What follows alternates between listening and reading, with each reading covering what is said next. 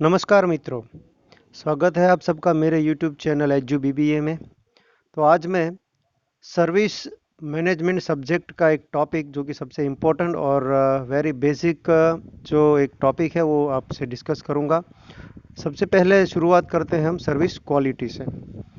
Quality की अगर हम बात करें और ख़ास करके जब हम सर्विस में बात करते हैं सर्विस रिलेटेड, तब क्वालिटी जो है वो हम अलग अलग एंगल से देख सकते हैं। तो यहाँ पर आप देख सकते हो कि according to David Garvin the service quality can be defined from the different perspective और डिफरेंट एंगल्स। पहला है यूज़र बेस्ड, दूसरा प्रोडक्ट बेस्ड, तीसरा मैन्युफैक्चरिंग बेस्ड, चौथा वैल्यू बेस्ड एंड पांचवा है ट्रांसकेडेंट व्यू। तो चलिए जानते हैं एक के बाद एक कि ये हर एक जो बेस लिया गया है वो उनका क्या आर्ग्यूमेंट्स हैं और उनके मुताबिक एक क्वालिटी है वो क्या है। तो सबसे पहले यूज़र बेस्ड अप्रोच जो है, तो आप देख सकते हैं यूज़र बेस्ड अप्रोच जो है, this is suggest that quality should be the defined from the customers perspective, यानी कि जो कस्टमर जो यूज़ कर रहा है उनके हिसाब से क्वालिटी क्या होनी चाहिए, तो ये अप्रोच रहता है। A service offering that meets the customer's need and want to his complete satisfaction is a quality service। यानी कि जहाँ तक हो सके हम उसको सेटिस्फाई कर देते हैं उनकी हर एक नीड और वांट को, तो ही कहीं ना कहीं जाके ये मानने में आता है कि कहीं ना कहीं आपकी सर्विस जो है वो क्वालिटी सर्विस है। This approach also recognizes that different customers have different needs, because of which it becomes difficult for the service provider to satisfy every customer's need।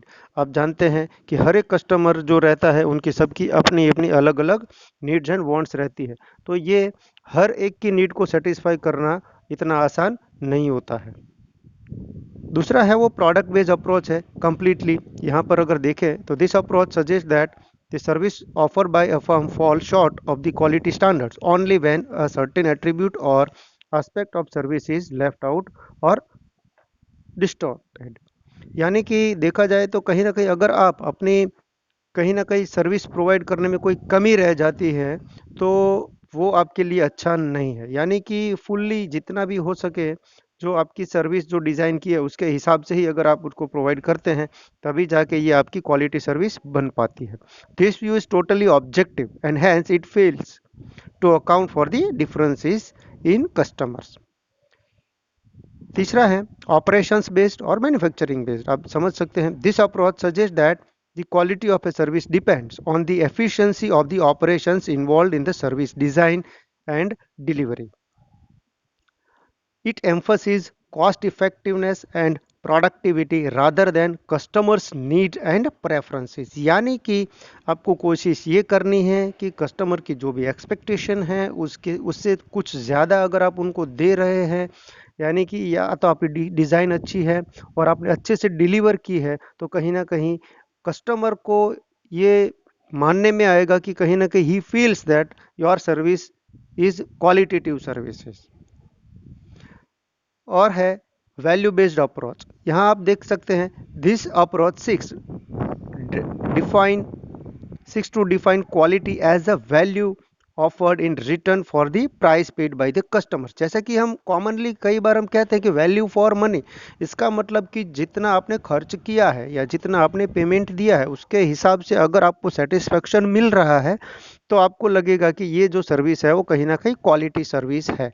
या तो उससे ज़्यादा, या तो आपने जो पेमेंट दिया है उससे ज़्यादा कुछ मिल रहा है तो कहीं ना कहीं हम ये अज्यूम करते हैं कि ये जो सर्विस है वो बिल्कुल क्वालिटी सर्विस है। In other words it suggest that the higher the price charge from the customer, the more should be the benefit offered by the service provider। एक और मैं आपको बता दूं कि सर्विस जो है वो बंडल ऑफ बेनिफिट्स भी कहा जाता है।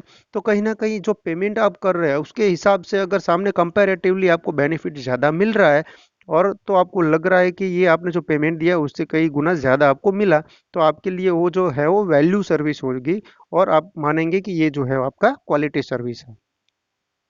ठीक है मित्रों, तो आगे का जो है वो मैं आपको बाद में सिखाता हूँ। तो चलिए बाद में नहीं, अभी मैं आपको एक और डेफिनेशन बता रहा हूँ क्वालिटी का, जो कि quality of the service is the degree of the conformance of the all relevant features and characteristics of services to all the aspects of consumers need, limited by the price and delivery he or she will accept। ये आपके reference के लिए आप बिल्कुल memorise कर लेना है इनको दोस्तों। मैं आपको गैप मॉडल के बारे में अभी आगे बताने जा रहा हूँ। गैप मॉडल के बारे में आगे पढ़ने से पहले आपको बता दूं कि गैप आखिरकार में है क्या।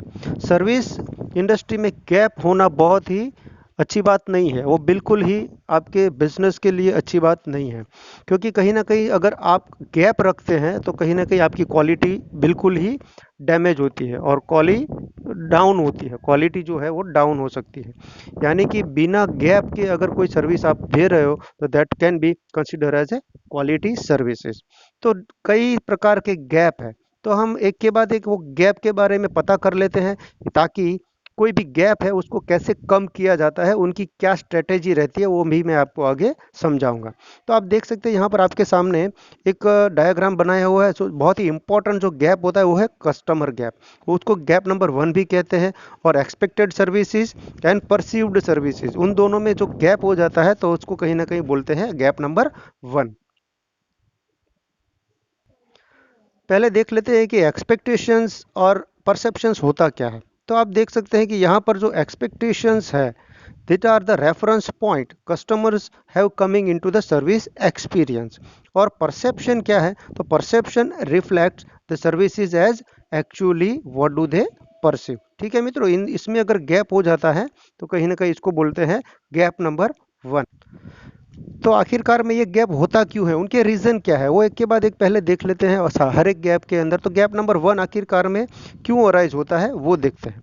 पहला है inadequate marketing research orientation, lack of upward communication, insufficient relationship focus, inadequate service recovery. तो ये सारी चीज़ें हैं, अगर ये कहीं ना कहीं आपने अच्छे से नहीं किया है तो ये गैप होने के चांसेस बढ़ जाते हैं। और दूसरा जो गैप है वो है कंज्यूमर ड्रिवन, यानी कि व्हेन अगर right service design and standard के बीच में जो गैप रहता है, यानी कि not selecting the right service designs and standards, यानी कि आपने अपनी सर्विस की जो डिजाइन है वो सही तरीके से डिजाइन नहीं की है। तो देखते हैं कि ये गैप होने के रीजन क्या है। Poor service design itself, absence of customer driven standards, यानी कि जो आपके कस्टमर जो है आपके सामने, आपके जो टारगेट ऑडियंस है उसको ध्यान में रखते हुए आपने ये सर्विस डिजाइन नहीं की है, तो कहीं ना कहीं ये गैप होने के चांसेस बढ़ जाते हैं। तीसरा है inappropriate physical evidence and service gap. ठीक है मित्रों, तो ये भी एक प्रकार का दूसरा गैप है। दोस्तों आपको लग रहा होगा कि यहाँ पर मैं कुछ ना कुछ अलग अलग तरीके से पढ़ा रहा हूँ, तो मित्रों एक लिमिटेशन है यहाँ पर, जो कि क्लास में हम पढ़ाते हैं और यहाँ पर मैं आपको जो सिखा रहा हूँ उसमें कुछ तो अंतर मिलेगा आपको। तीसरा जो गैप है, चलिए आगे बढ़ते हैं और ये तीसरा जो गैप है उसको समझते हैं। Where not delivering to the service design and standards, यानी कि जो डिज़ाइन आपने बनाई है उसके हिसाब से आप परफॉर्म नहीं कर रहे हैं, तो ये गैप होने के चांसेस कैसे बढ़ जाते हैं, तो उनके कुछ रीज़न यहाँ पर है, हम देख लेते हैं फटाफट से। सबसे पहले deficiencies in human resource policies, आपकी जो पॉलिसी है ह्यूमन रिसोर्स से रिलेटेड वो शायद आपकी बराबर नहीं, यानी कि आपके जो लोग हैं, एम्प्लॉय जो आपके साथ जुड़े हैं, जो काम कर रहे हैं, आपके वर्क फोर्स है, वो शायद वो इतने अच्छे नहीं है जितना कि आपको यहाँ पर आपको जो रिक्रूट करने चाहिए। तो ह्यूमन रिसोर्स जो है वो आपका शायद उस हिसाब से नहीं होता है, तो ये गैप होने के चांसेस बढ़ जाते हैं।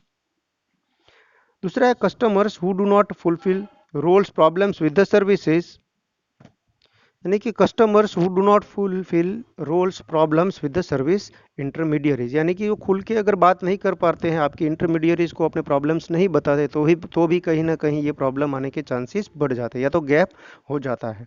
तीसरा है failure to match the supply and demand, यानी कि जितना भी आपके डिमांड है उसको आप फुलफिल नहीं कर पा रहे हो, उसके हिसाब से कहीं ना कहीं आप परफॉर्म नहीं कर पा रहे हो, तो भी ये गैप होने के चांसेस बढ़ जाते हैं।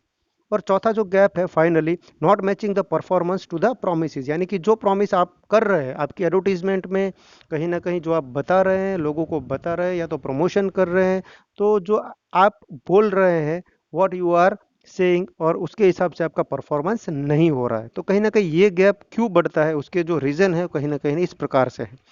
Lack of integrated service marketing communications, यानी कि कहीं ना कहीं जो आपके एम्प्लॉय है, अपवर्ड कम्युनिकेशन हमने आगे भी देखा था, तो वो आपके साथ बात करने में अगर असमर्थ है और अच्छे से बात नहीं कर पा रहे हैं, जो प्रॉब्लम्स है वो आपको नहीं बता पा रहे हैं, तो भी ये कहीं ना कहीं गैप होने के चांसेस बढ़ जाते हैं। दूसरा है ineffective management of customer expectations, यानी कि जो एक्सपेक्टेशंस होते हैं कस्टमर्स के, उसके हिसाब से आपको मैनेजमेंट करना चाहिए। कहीं ना कहीं अगर आप उसमें भी फेल होते हैं तो भी ये गैप बढ़ जाता है।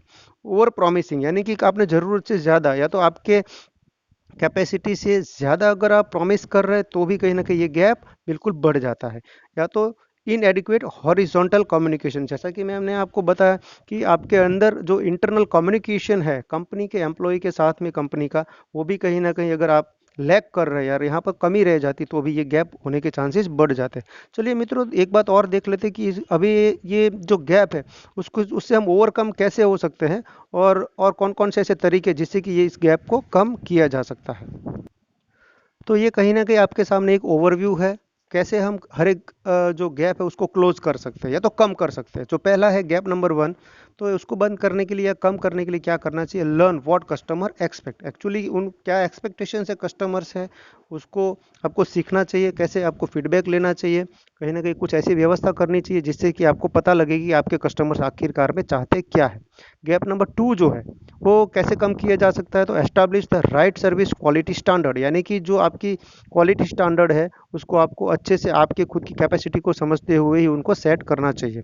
तीसरा गैप है उसको कैसे कम कर सकते हैं? तो ensure that service performance meet the standards, कहीं ना कहीं कुछ आपको ऐसी व्यवस्था करनी चाहिए जिससे कि आप उसको इम्प्रूव कर सकें। आपका परफॉर्मेंस जो है आपके स्टैंडर्ड के मुताबिक ही हो। तो आपके जो भी स्टाफ है या तो आपका जो वर्क फोर्स है जो कि डायरेक्ट इंटरेक्ट करता है उनको ट्रेनिंग देनी चाहिए कैसे भी करके। तो ये भी कहीं ना कहीं गैप कम हो सकता है। चौथा गैप है ensure the delivery matches with the promises. तो कुल मिला के देखा जाए तो आपको यही कोशिश करनी चाहिए कि जो भी आपने प्रॉमिस किया है उसी के हिसाब से आप उनको सर्विस डिलीवर करें।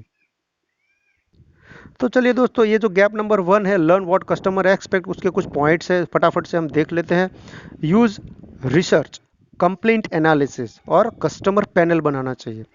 Increase direct interaction between management and customers, improve upward communications, act on the information and insights।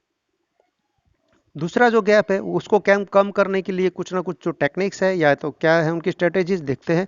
Top management commitment to providing the service quality, you need to set, communicate and reinforce the customer oriented service standards. जो customers कैसे है उसी को ध्यान में रखते हुए आपको डिजाइन करना चाहिए। Establish challenging and realistic service quality goals, train managers to be service quality leaders, be receptive to new ways to deliver service quality. तो आपको ये बिल्कुल ही फ्लेक्सिबल रहना चाहिए कि जैसे ज़रूरत पड़ती है उसके हिसाब से आप अपनी सर्विस को मॉडिफाइड करके फिर आपके कस्टमर को सेटिस्फाई कर लें। स्टैंडर्डाइज्ड रिपीटेटिव टास्क, जो भी आपके टास्क रिपीट हो रहा है उसको एकदम स्टैंडर्डाइज करना चाहिए जिससे कि आपको बिल्कुल अभी अनुभव हो गया है, एक्सपीरियंस हो चुका है, तो आपको उसमें बिल्कुल मास्टरी ही हासिल कर लेनी चाहिए।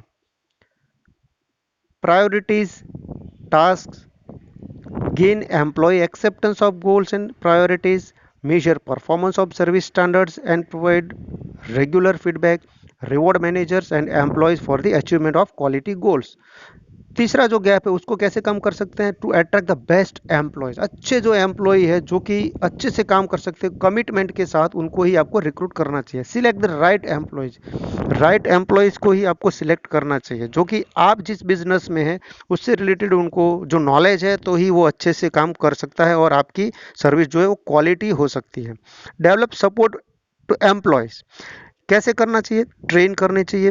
Provide appropriate technology and equipment, अगर ज़रूरत है तो लैपटॉप या गैजेट्स, जो इलेक्ट्रॉनिक गैजेट्स हैं तो वो भी प्रोवाइड करने चाहिए जिससे कि आपके एम्प्लॉय अच्छे से परफॉर्म कर सके। अगर ये कहीं ना कहीं आप उनको नहीं मदद करेंगे एज ए कंपनी तो भी वो अपने अच्छा परफॉर्मेंस नहीं दे सकते। तो ये भी इस चीज़ का भी आपको ध्यान रखना चाहिए।